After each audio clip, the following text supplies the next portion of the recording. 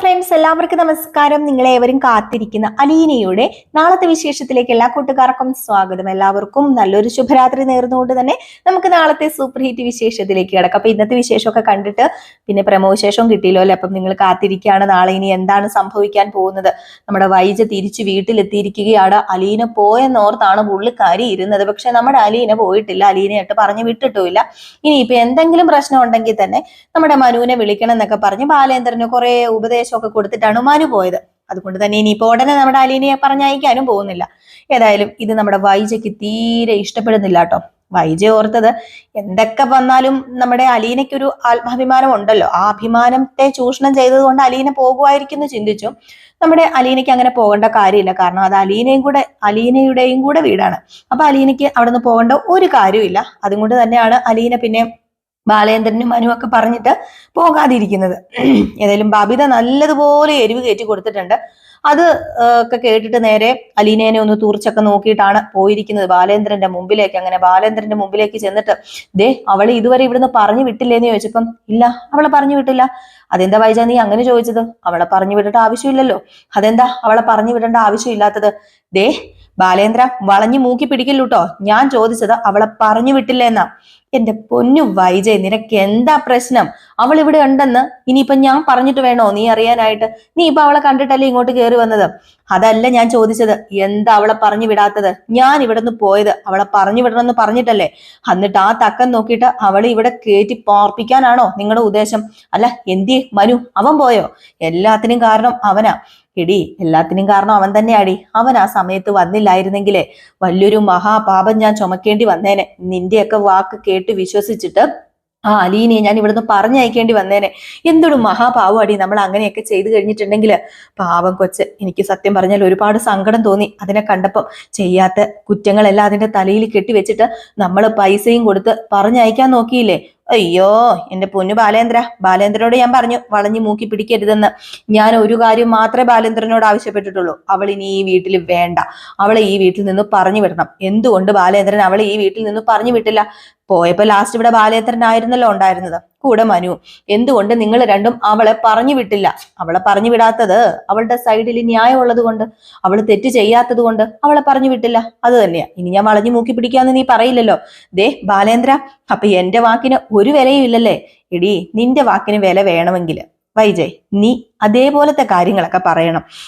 സ്വന്തം മക്കളുടെ തെറ്റും മറച്ചു വെച്ച് കണ്ട പെണ്ണുങ്ങളുടെ മേത്ത് പഴി ചാരിയിട്ട് ഒരു കാര്യമില്ല. അവള് തെറ്റ് ചെയ്തിട്ടില്ല എന്ന് തെളിഞ്ഞു. അതുകൊണ്ട് അവൾ ഇപ്പൊ ഇവിടെ നിൽക്കുന്നു. അത്ര മാത്രമേ ഉള്ളൂ. പിന്നെ അവളെ ഇവിടെ കൊണ്ടാക്കിയത് മനു അല്ലേ? മനു പറയണം അവളെ ഇവിടെ നിന്ന് വിടണോ വേണ്ടയോ എന്ന്. മനു പറഞ്ഞു അവൾ ഇവിടെ നിൽക്കട്ടെ എന്ന്. ഓ, അപ്പൊ മനു പറഞ്ഞതിന് നിങ്ങൾ അങ്ങ് സമ്മതിച്ചു കൊടുത്തല്ലേ? ഏതോ ഒരു പയ്യനൊന്നും അല്ലല്ലോ അവക്ക് മോതിരം കൊടുത്തത്. അവക്ക് മോതിരം കൊടുത്തത് നമ്മുടെ കുടുംബത്തിലെ പയ്യൻ തന്നെയാ. ഇനി ഇതുപോലെ ഒരു വിഷയം ഉണ്ടാവില്ലെന്ന് ആര് കണ്ടു? തോലി വെളുപ്പുള്ള പെണ്ണിനെ ഇവിടെ പിടിച്ചു നിർത്തി കഴിഞ്ഞാലേ ഇതിനപ്പുറം വിഷയങ്ങളൊക്കെ നടക്കും. ഇതൊന്നും ഞാൻ നിങ്ങൾക്ക് പറഞ്ഞു മനസ്സിലാക്കി തരേണ്ട കാര്യമില്ലല്ലോ. അതുകൊണ്ടാ പറഞ്ഞത്. വേലക്കാരികളെ സെലക്ട് ചെയ്യുകയാണെങ്കിൽ എല്ലാവരും സെലക്ട് ചെയ്യുന്നത് 10-40 വയസ്സിന് മേളിലുള്ളവരെ ആയിരിക്കും. അങ്ങനെ തന്നെ എല്ലാ വീടുകളിലും. ഈ വീട്ടിൽ എന്താ ഇത്ര പ്രത്യേകത ഇരിക്കുന്നത്?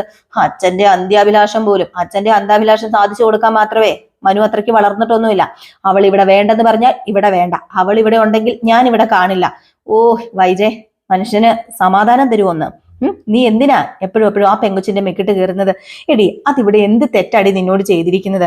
ആ പെങ്കൊച്ച് നിന്റെ കാര്യങ്ങളെല്ലാം നോക്കുന്നില്ലേ? അടുക്കള വൃത്തിയായിട്ട് സൂക്ഷിക്കുന്നു, നീ പറഞ്ഞ പണിയൊക്കെ അതേപടി ചെയ്യുന്നു, അമ്മയുടെ കാര്യങ്ങൾ നോക്കുന്നു, അതുപോലെ മക്കളെ കാര്യങ്ങൾ വരെ ആ പെങ്കൊച്ചാ നോക്കുന്നത്. നിനക്കിവിടെ വല്ല പണിയും ഉണ്ടോ?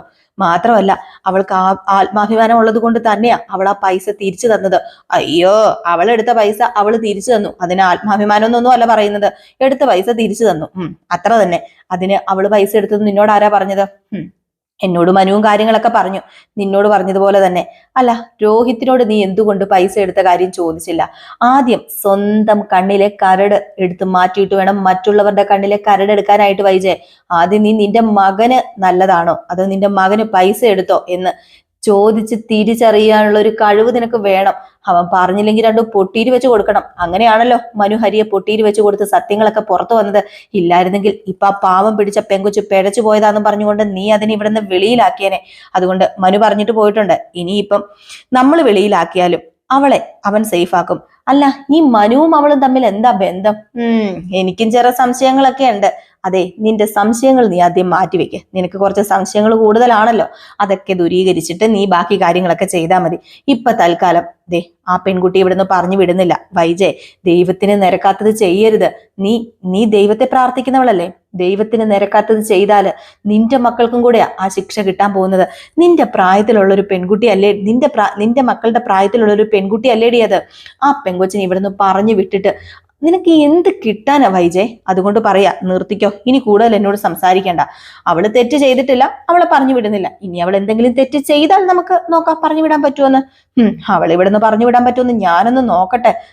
കെട്ടിലമ്മ ചവഞ്ഞ് കയറി അവൾ ഇരിക്കുകയാണല്ലേ, നമുക്കിട്ട് ഞാൻ കൊടുക്കണുണ്ട് എന്നും പറഞ്ഞുകൊണ്ട് അവിടുന്ന് നേരെ നമ്മുടെ അലീനയുടെ അടുത്തേക്കാണ് ചെല്ലുന്നത്. നിനക്കങ്ങ് സുഖിച്ചു പോയല്ലേടി ഇവിടെ. നീ ഇവിടുന്ന് പോകത്തില്ലല്ലേ? ഇടി ഇന്നാണ് വല്ല പെണ്ണുങ്ങൾ വല്ലതും ആണെങ്കിൽ ഇവിടെ നിൽക്കുവോടി? നീ എന്താടി ഇങ്ങനെയായി പോയത്?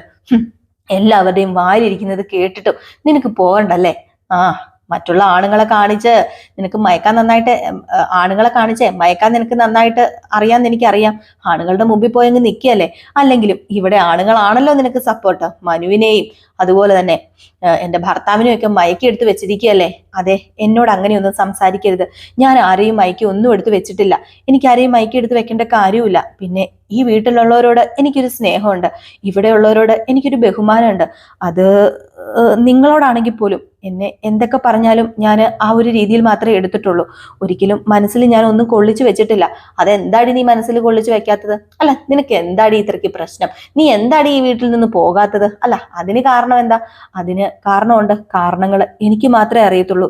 ഞാൻ എന്താണ് ഈ വീട്ടിൽ നിൽക്കുന്നതെന്നും ഞാൻ എന്തുകൊണ്ടാണ് ഈ വീട്ടിൽ നിന്ന് പോകാത്തതെന്നും ഒക്കെയുള്ള കാരണം അതിപ്പം എനിക്ക് ആരോടും പറയാനും താല്പര്യമില്ല. ആ കാരണങ്ങൾ എന്താണെന്ന് വെച്ചാൽ എൻ്റെ മനസ്സിൽ തന്നെ ഇരുന്നോട്ടെ എന്നിങ്ങനെ പറഞ്ഞു. ഇത് കേട്ടതും വൈജയ്ക്ക് വീണ്ടും ദേഷ്യമായിട്ടോ. വൈജ, പല കാരണങ്ങളുണ്ടല്ലേ? അപ്പൊ ഞാൻ ഉദ്ദേശിച്ച പോലെ തന്നെ ആയിരിക്കും. ഇതിനിടയ്ക്ക് നമ്മുടെ വൈജ ഉദ്ദേശിക്കുന്നുണ്ട് കേട്ടോ, നമ്മുടെ ബാലേന്ദ്രന്റെ ചാരസന്തതിയാണ് അലീന എന്ന്. പക്ഷെ ബാലേന്ദ്രന്റെ അല്ല, വൈജയന്തിയുടെ ആണെന്ന് വൈജയന്തിക്ക് അറിയില്ലല്ലോ. ഏതായാലും വളരെ കാലതാമസമില്ലാതെ തന്നെ നമ്മുടെ വൈജയന്തി ഇതറിയും. ഇതറിഞ്ഞു കഴിയുമ്പോൾ വൈജയന്തി പിന്നെ അങ്ങ് ഞിടുങ്ങിക്കോളും, ഒതുങ്ങിക്കോളും, മയങ്ങിക്കോളും. അത്ര മാത്രമേ പറയാനുള്ളൂ. വൈജയന്തി തന്നെ കുഴി തോണ്ടി വെക്കുന്നുണ്ട്. ഏതായാലും വൈജയന്തി അടങ്ങി ഒതുങ്ങി നിന്ന് കഴിഞ്ഞിട്ടുണ്ടെങ്കിൽ വൈജയന്തിക്ക് തട്ടുകേടില്ലാതെ ജീവിച്ചു പോകാം. അല്ലാതെ വൈജയന്തി താൻ പിടിച്ച മുയലിന് ഇത്ര കൊമ്പാന്നും പറഞ്ഞ് നടന്നു കഴിഞ്ഞാൽ ലാസ്റ്റ് സത്യങ്ങളൊക്കെ അലീനയുടെ വായിൽ നിന്ന് വീണ് കഴിഞ്ഞാൽ അവിടെ കിടന്ന് വാരി മെഴുകാൻ പോകുന്നത് നമ്മുടെ വൈജയന്തി തന്നെയാണ്. ഏതായാലും ഇവരുടെ കഥ ഇവിടെ നിൽക്കട്ടെ. പിന്നെ നമ്മുടെ രേവതിക്കുട്ടിയുടെ കഥ കേൾക്കണ്ടേ. രേവതിക്കുട്ടി അവിടെ വളരെ ഹാപ്പി ആയിട്ടാണ് മുന്നോട്ട് പോകുന്നത്. രേവതിക്കുട്ടീനെ അവരൊരു മകളായിട്ടോ സഹോദരിയായിട്ടോ അതുപോലെ വീട്ടുവേല ചെയ്യുന്ന ഒരു പെണ്ണായിട്ടോ എല്ലാം ആയിട്ടാണ് കാണുന്നത് കേട്ടോ. അപ്പൊ എല്ലാം ആയിട്ട് കാണുന്നുള്ളത് കൊണ്ട് തന്നെ നമ്മുടെ രേവതിക്കുട്ടിക്ക് അവിടെ പ്രശ്നങ്ങളൊന്നുമില്ല. അങ്ങനെ രേവതിക്കുട്ടിക്ക് ഒരാഗ്രഹം, ഈ രേവതിക്കുട്ടി ആ ഒരു റൂമിലൊക്കെ കയറി മോന്റെ പിക്ചേഴ്സ് ഒക്കെ കണ്ടിട്ട് ഫോട്ടോസ് ഒക്കെ കണ്ടല്ലോ. അപ്പം രേവതിക്കുട്ടി പതുക്കെ വന്നിട്ട്, അതെ, ഞാനൊരു കാര്യം ചോദിക്കട്ടെ ആന്റിയോടെന്ന് ചോദിച്ചു. പറഞ്ഞു, എന്ത് കാര്യമാടി? അല്ല, നേരത്തെ ചോദിച്ചത് കൂട്ടും വല്ല കാര്യമാണോ നിനക്ക് ചോദിക്കാനുള്ളത്? ഹേയ്, അതൊന്നുമല്ല. നമ്മള് ഇഷ്ടപ്പെടുന്നവര് നല്ലതുപോലെ നടക്കുന്നത് കാണാനല്ലേ നമ്മൾ ആഗ്രഹിക്കുന്നത്. നമ്മള് അവരെ നല്ലതുപോലെ വെക്കാനല്ലേ ആഗ്രഹിക്കുന്നത്, നമ്മൾ ഇഷ്ടപ്പെടുന്നവര്. അതേ രേവതിക്കുട്ടി, നീ എന്താണെന്ന് വെച്ചാൽ കാര്യം പറയുന്നുണ്ടോ? അത് വേറൊന്നുമല്ല, ആ ഫോട്ടോസൊക്കെ നല്ല ക്ലീൻ ആക്കി, ആ റൂമൊക്കെ നല്ല ക്ലീൻ ആക്കി തുടച്ച് വൃത്തിയാക്കി ഇടത്തില്ലേ? ആ റൂമില് ഇപ്പൊ ആകെ മൊത്തം പൊടിയും അതുപോലെ തന്നെ ചുക്കിരിവലയൊക്കെ ആയിട്ട് കിടക്കാണ്. ആന്റിക്ക് ഏറ്റവും ഇഷ്ടം ആന്റിയുടെ മോനെയാണെന്ന് ആന്റി പറയാറുണ്ടല്ലോ. അപ്പൊ പിന്നെ ഇഷ്ടമുള്ളവരെ ഇങ്ങനെ പൊടിയെടുപ്പിച്ചൊക്കെ വെക്കുക. ഫോട്ടോയാണെങ്കിലും ആന്റിക്ക് അത് കാണുമ്പം എന്തോ സങ്കടം തോന്നുന്നൊക്കെ പറയുന്നുണ്ടെങ്കിലും ആ മുറി അലങ്കരിച്ച് വെച്ച് കഴിഞ്ഞാൽ, ആ മുറിക്ക് ഒരു ജീവൻ കൊടുത്തു കഴിഞ്ഞിട്ടുണ്ടെങ്കിൽ ആന്റിയുടെ ഈ സങ്കടങ്ങളൊക്കെ മാറും. അതുകൊണ്ട് ഞാൻ പറയാ, നമുക്ക് ആ റൂമൊക്കെ ഒന്ന് വൃത്തിയാക്കിയാലോ? മാത്രമല്ല ഫോട്ടോസൊക്കെ തുടച്ച് വൃത്തിയാക്കി അതൊരു ജീവനുള്ള മുറിയാക്കി എടുത്താലോ? ദേ പെണ്ണെ, മര്യാദയ്ക്ക് ഇരുന്നോണം. ഞാൻ പറഞ്ഞല്ലോ, എന്നെ കൊണ്ട് പറ്റില്ല, അതിനൊന്നും എന്നെ കൊണ്ട് പറ്റില്ല. അല്ല, ആന്റി ചെയ്യണ്ട, ഞാൻ ചെയ്തോളാം. എല്ലാം ഞാൻ നീറ്റ് ആൻഡ് ക്ലീൻ ആക്കി ഇട്ടോളാം. എന്തിനാ വെറുതെ മാറാല പിടിച്ച് ആ റൂമിലിരിക്കുന്ന ഫോട്ടോസും സാധനങ്ങളും ഒക്കെ നശിപ്പിക്കുന്നത്? ആന്റിക്ക് ഏറ്റവും ഇഷ്ടപ്പെട്ടതല്ലേ ആന്റിയുടെ മകന്? ഇനി ഞാൻ പറയുന്നില്ല മകനെ കുറിച്ച്. പക്ഷെ ആ റൂം ഞാൻ വൃത്തിയാക്കി എടുത്തോട്ടെ. ആ റൂം വൃത്തിയാക്കി നമുക്കിടാം. അതുപോലെ അവിടെ ഒരു തിരിയൊക്കെ കൊളുത്തി വെക്കണം. എന്തോ എനിക്ക് തോന്നുന്നത് അങ്ങനെയൊക്കെ ആകുമ്പോഴാണ് ആന്റിയുടെ മോന് ഏറ്റവും കൂടുതൽ സന്തോഷമാകുന്നതെന്നാ. ആന്റി ഇങ്ങനെ സങ്കടപ്പെട്ട് മൂഡ് ഔട്ട് ആയിട്ട് ഇരുന്നാലും, മാമച്ചനങ്ങൾ ഇങ്ങനെ സങ്കടപ്പെട്ട് മൂഡ് ഔട്ട് ആയിട്ട് ഇരുന്നാലും ദേ എല്ലാം കാണാൻ പറ്റുന്ന ഒരാളല്ലേ ആന്റിയുടെ മോന്. ആന്റിയുടെ മകനെ നേരത്തെ വിളിച്ചുകൊണ്ട് പോയതേ ആന്റിയുടെ മകൻ നല്ലതായതുകൊണ്ടാ. അങ്ങനെ ചിന്തിച്ചാൽ പോരെ ആന്റിക്ക്. ആന്റി എന്തിനാ ഇപ്പോഴും അതോർത്ത് വിഷമിച്ചിരിക്കുന്നത്? ആന്റിയുടെ മകനെ ആന്റിക്ക് കാണാൻ പറ്റുന്നില്ല, പക്ഷെ ആന്റിയുടെ മകന് ആന്റീനെ കാണാൻ പറ്റുന്നുണ്ട്, അങ്കിളിനെ കാണാൻ പറ്റുന്നുണ്ട്, ഇതെല്ലാം കാണാൻ പറ്റുന്നുണ്ട്. അപ്പൊ പിന്നെ ആ മുറി ഇങ്ങനെ മാറാലയൊക്കെ പിടിച്ച് തന്റെ മുറി വൃത്തികേടാക്കി ഇട്ടിരിക്കുന്നത് മകന് കണ്ടിട്ടുണ്ടെങ്കിൽ ഇഷ്ടപ്പെടുവോ? ദേഷ്യാവില്ലേ? സങ്കടം തോന്നില്ലേ? അപ്പോഴത്തേക്ക് നമ്മുടെ ഗ്രേസിയുടെ ആ സൗണ്ടും സ്വഭാവം, അതായത് ആ ദേഷ്യം വന്ന ഇതൊക്കെ അങ്ങ് പതുക്കെ അങ്ങ് മങ്ങി അങ്ങ് പോവാണ് കേട്ടോ. അത് പിന്നെ രേവതിക്കുട്ടി, നീ പറയുന്നത് ഞാൻ പറയുന്നത് മനസ്സിലായില്ല എന്നുണ്ടോ? ആ മുറി നമുക്ക് വൃത്തിയാക്കി ഇടണം. ആ മുറി വൃത്തിയാക്കിയിട്ട് വെളിച്ചവും വെട്ടവും കയറുന്ന രീതിയിലൊക്കെ തന്നെ ആക്കി ഇടണം. എന്തിനാ വെറുതെ ദേ അവിടെ ഇരുന്ന് കാണുന്നവരെ വിഷമിപ്പിക്കുന്നത്? അതിന്റെ ആവശ്യമില്ലല്ലോ. ഞങ്ങളുടെ മമ്മി പറഞ്ഞിട്ടുണ്ട്, മരിച്ചുപോയെങ്കിലും അവർക്കെല്ലാം കാണാനായിട്ട് സാധിക്കുന്നു. ഇവിടെ ഇങ്ങനെ മൂഡ് ഔട്ട് ആയിട്ട് ഇരുന്ന് ലാസ്റ്റ് എല്ലാവരുടെയും മുഖത്ത് നോക്കിയിട്ട് ഇങ്ങനെ ഓരോന്നൊക്കെ പറയുന്ന ഈ ആന്റിയെ വെറും പഞ്ചപാവാന്ന് എനിക്കറിയാം. ആന്റിയുടെ മനസ്സ് നിറയെ സ്നേഹം മാത്രമേ ഉള്ളൂ. പിന്നെ പുറമെ എല്ലാവരെയും കാണിക്കാൻ വേണ്ടി മസിൽ പിടിച്ചൊക്കെ നടക്കുന്നതല്ലേ. ആ മസിൽ പിടുത്തമൊക്കെ അവിടെ ഇരുന്നോട്ടെ, പക്ഷെ ആ റൂം നമുക്ക് വൃത്തിയാക്കി ഇട്ടാലോ? ഞാനിപ്പോ എന്താ മോളെ പറയാ? ദേ ആന്റി ഒന്നും പറയണ്ട, ഞാൻ എല്ലാം ചെയ്തോളാം എന്ന് പറയാണ്. ഏതായാലും ഇതൊക്കെ കേട്ട് കഴിയുമ്പോഴത്തേക്കും നമ്മുടെ ഗ്രേസിക്ക് കുറച്ച് സന്തോഷമൊക്കെ ആവുന്നുണ്ട്. ശരിയാണ് രേവതിക്കുട്ടി പറഞ്ഞത്. കാരണം സ്വർഗത്തിലിരുന്ന് നമ്മുടെ ഗ്രേസിയുടെ മോൻ ഇതൊക്കെ കാണുന്നുണ്ടല്ലോ. ഇവിടെ ഇവര് മൂഡ് ഔട്ട് ആയിട്ടിരുന്ന് കഴിഞ്ഞിട്ടുണ്ടെങ്കിൽ ആ കുട്ടിക്ക് സന്തോഷം ഉണ്ടാവോ? മാത്രമല്ല ആ മുറിയൊക്കെ നല്ല വൃത്തിയാക്കിയിട്ട് നല്ല വായുവും വെളിച്ചവും ഒക്കെ കയറുന്ന രീതിയിൽ ഇട്ട് കഴിഞ്ഞിട്ടുണ്ടെങ്കിൽ സത്യം പറഞ്ഞിട്ടുണ്ടെങ്കിൽ നമ്മുടെ ഗ്രേസിയുടെ മോന്റെ ആത്മാവ് സന്തോഷിക്കുക മാത്രമേ ഉള്ളൂ. അങ്ങനെയൊക്കെയാണല്ലോ നമ്മുടെ ആ ഒരു രീതി എന്ന് പറയുന്നത്. അപ്പൊ ഇതൊക്കെ കേട്ടിട്ട് ഒരുമാതിരി സമാധാനമൊക്കെ ആയിട്ട് നമ്മുടെ ഗ്രേസിക്ക് അങ്ങനെ രേവതിക്കുട്ടി ആ റൂമൊക്കെ വൃത്തിയാക്കി അടിപൊളിയാക്കി ഇടുന്നുണ്ട്. ആ റൂമിലേക്ക് കയറുമ്പോൾ തന്നെ എന്തോ അവിടെ ഒരു ജീവൻ വെച്ചതുപോലെ തന്നെ നമ്മുടെ ഗ്രേസിക്ക് തോന്നുന്നുണ്ട് കേട്ടോ. അപ്പൊ ഇതിനുശേഷം പിന്നെ കാണിക്കുന്ന സീൻ എന്ന് പറഞ്ഞു കഴിഞ്ഞിട്ടുണ്ടെങ്കിൽ നമ്മുടെ അലീനയെ തന്നെയാണ്. അപ്പൊ അലീന തൊട്ടതിനും പിടിച്ചതിനും മുട്ടിയതിനും എല്ലാം കുറ്റമേ കുറ്റമേ കുറ്റം. എങ്ങനെയെങ്കിലും അലീനയെ കുറ്റപ്പെടുത്താൻ നോക്കി നടക്കുന്ന നമ്മുടെ വൈജയന്തി പിന്നെ കാണുന്ന കാഴ്ച എന്ന് പറഞ്ഞാൽ കൃഷ്ണമോള്, ആ ചേച്ചി വന്നല്ലോ, എനിക്ക് ഒരുപാട് സന്തോഷമായി ചേച്ചി പോയി എന്ന് ഓർത്ത് ഞാൻ ഒരുപാട് സങ്കടപ്പെട്ടായിരുന്നു. ചേച്ചി ഉള്ളതുകൊണ്ട് എനിക്ക് എന്ത് സന്തോഷമാണെന്നറിയാമോ? എന്റെ സംശയങ്ങൾക്കൊക്കെ ചേച്ചി ആൻസർ പറഞ്ഞു തരാറില്ലേ? അതുപോലെ തന്നെ ഇഷ്ടമുള്ള ഫുഡൊക്കെ ഉണ്ടാക്കി തരാറില്ലേ? സത്യമായിട്ടും ഇന്ന് എനിക്ക് സ്കൂളിൽ പോയിട്ടെ നേരെ ചൊവ്വേ പഠിക്കാൻ കൂടി പറ്റിയില്ല. ചേച്ചി പോകുമോ എന്നുള്ള വെപ്രാളവും പേടിയൊക്കെ ആയിരുന്നു. അതിനെന്തിനാ മോള് പേടിക്കുന്നത്? മോള് പേടിക്കൊന്നും വേണ്ട. ഒരിക്കലും മോളെയോ ഈ വീട്ടുകാരെ ഇട്ടിട്ടോ പോകാനുള്ള മനസ്സൊന്നും എനിക്കില്ല. പിന്നെ ഞാൻ പറഞ്ഞല്ലോ, എല്ലാവരും കൂടി എന്നെ കുറ്റപ്പെടുത്തിയപ്പം എനിക്ക് അപ്പോഴും അറിയായിരുന്നു ചേച്ചി ഒന്നും ചെയ്തിട്ടില്ലെന്ന്, ചേച്ചി പാവമാണെന്ന്. പിന്നെ മനുവേട്ടനപ്പം വന്നത് നന്നായി, അതുകൊണ്ടാണല്ലോ ഇപ്പൊ ചേച്ചീനെ ഞങ്ങൾക്ക് കിട്ടിയത്.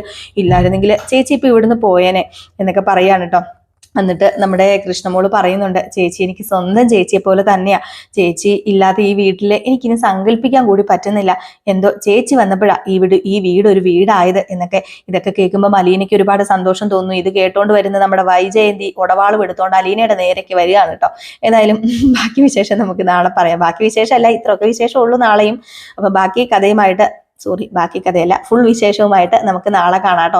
തീർച്ചയായും ഈ ഒരു ഭാവമൊക്കെ കാണിച്ചിട്ടാണ് നാളത്തെ വിശേഷം അവസാനിക്കുന്നത്. പിന്നെ നമ്മുടെ മനു ഇനിയിപ്പം ഇങ്ങോട്ടേക്ക് വരാൻ പോവുകയാണ്. മനുവിന് ഇനിയിപ്പം ഡെയിലി പോയി വരുന്ന രീതിയിൽ തന്നെയാണ് ജോലി കിട്ടിയിരിക്കുന്നത്. അവിടെ നിന്ന് റിസൈൻ ചെയ്ത് പുതിയ കമ്പനിയിൽ ഇവിടെ ടെക്നോ പാർക്കിൽ അങ്ങാണ്ട് കൊച്ചിയിൽ കയറിയേക്കാണ്. അപ്പം അതുകൊണ്ട് തന്നെ നമ്മുടെ അലീനയെ കാണാൻ സ്ഥിരമായിട്ട് വരാൻ പറ്റും. അലീനയെ ഫോൺ വിളിക്കാനൊക്കെ പറ്റൂ കേട്ടോ. അപ്പൊ അതിനെക്കുറിച്ചുള്ള വിശേഷങ്ങൾ പിന്നെ ഞാൻ നിങ്ങളുമായിട്ട് പങ്കുവെക്കാം കേട്ടോ. അപ്പൊ ഇനി ഇതിന്റെ ഇടയിൽ അപ്കമിങ് വിശേഷങ്ങളൊക്കെ ഞാൻ ഇടണമെങ്കിൽ നിങ്ങളൊന്ന് പറഞ്ഞേക്കണേ, ഒന്ന് കമന്റ് ചെയ്തേക്കണേ. അതോ ഡെയിലി വിശേഷവും പ്രേമവിശേഷവും മതിയെങ്കിൽ അതും കൂടി ഒന്ന് കമന്റ് ചെയ്തേക്കണേ. നമ്മൾക്ക് വീഡിയോ ചെയ്യുന്നതിൽ എന്തെങ്കിലും തെറ്റുകുറ്റങ്ങളും ഉണ്ടെങ്കിലൊക്കെ നിങ്ങൾക്ക് സജഷൻസ് കമന്റിലൂടെ അറിയിക്കാം കേട്ടോ. അപ്പൊ ഞാൻ പോവാണേ. ഒരു ലൈക്ക് അടിക്കാൻ മറക്കരുത്, അതുപോലെ തന്നെ ഹൈപ്പ് ചെയ്യാനും മറക്കരുത്. Tata, bye bye.